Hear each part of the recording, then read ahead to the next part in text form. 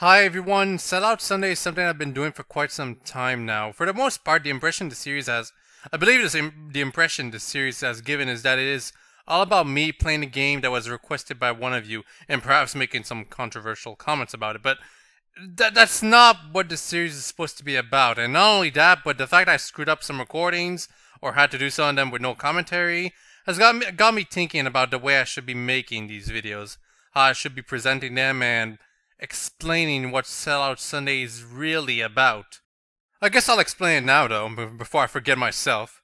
So, there's lots of freaking games. Like there's a lot of freaking games. Especially on the internet, made by people. Young developers wanting to, test the waters of the industry, or maybe just a fan making their favorite fanfic brought to video game life. Something like that.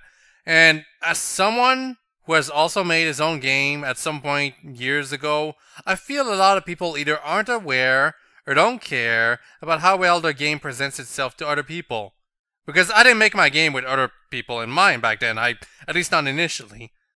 Most of the time, you play a game because you want to play it. You want to play a Smash game with Goku and Naruto. You want to play that Slender clone. You want to play, well, yeah. So some of you might think I'm talking about advertising the game out into the world, but that's not quite what I mean. The thing is that when you play a game you want to play, you don't judge the way the game presents itself to you. At least not as much as you would if you happen upon it or were told you should play it. You're willing to put up with the bad AI, ripped music, plagiarized art, and all that other crappy stuff all so that you can get what you came for.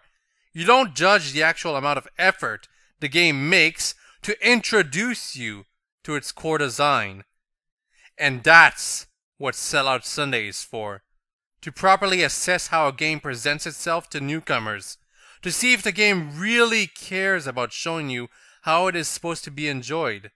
Because I've played a lot of games so far, and many of them don't care to explain what they're about. They just seem to expect you to know why you're here.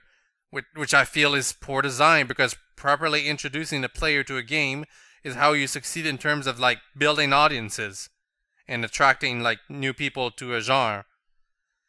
Of course, design is also important, so if the game isn't that great to begin with, well, that's going to take some points off the mark anyway. And please note that a good presentation is not limited to text boxes and such. Some games are so simple that you really don't need to use any words for them to show what they're about, while some other games, well, they just have incredibly well thought out levels that mesh well with the gameplay. So the reasons just seep in subtly with the player. Or into the player, rather. Anyway, 15 minutes.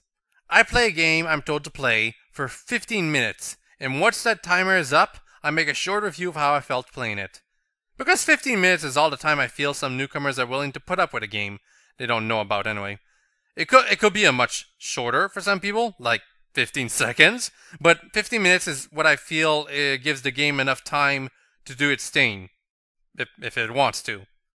Also, with the exception of horror games, I've decided to keep things non-commentary from now on, because he plays slower when talking and I don't want to dawdle around too much anymore to make a point. And some people don't like my complaining. Or they think I'm whining. But I thought you wanted whining! Also, for some games, if I'm very close to the end, and I might play a little bit more to see if I can reach it. And for some other games that are particularly long, like RPGs, I might give them a 30-minute timer instead, since they're meant to be played slower. With that said, I'm stopping the current series for now. All the games that have been requested for me and that I still haven't played will be put first on the new list once I reboot the series.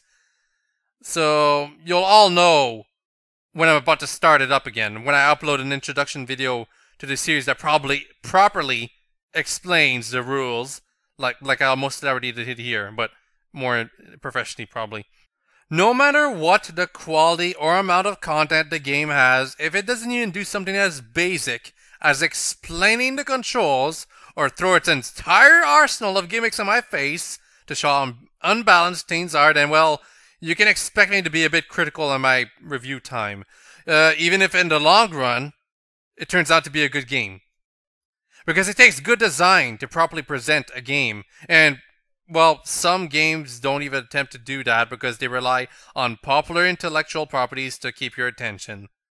Finally, remember that it's all my opinion. I was thinking of actually making three people play the same game on the same day that they never played before, so that we get different viewpoints in the end for more diverse opinions. But, well, I'm just one person, and, well, I don't quite have the popularity to get other people on board for the time being. Who knows, maybe sometime in the future this idea might come to fruition. Also, if I'm impressed by the game you requested, I might also do more videos about it, so there is some reward for a game that does it right. To finish this, I really hope that the rebooted style will be more appealing in terms of design than the simple play the game a bit while talking style I've done so far. Well, I guess I'll see for myself in the near future. Hope you've enjoyed my explanation and hope you all have a nice day. Bye-bye.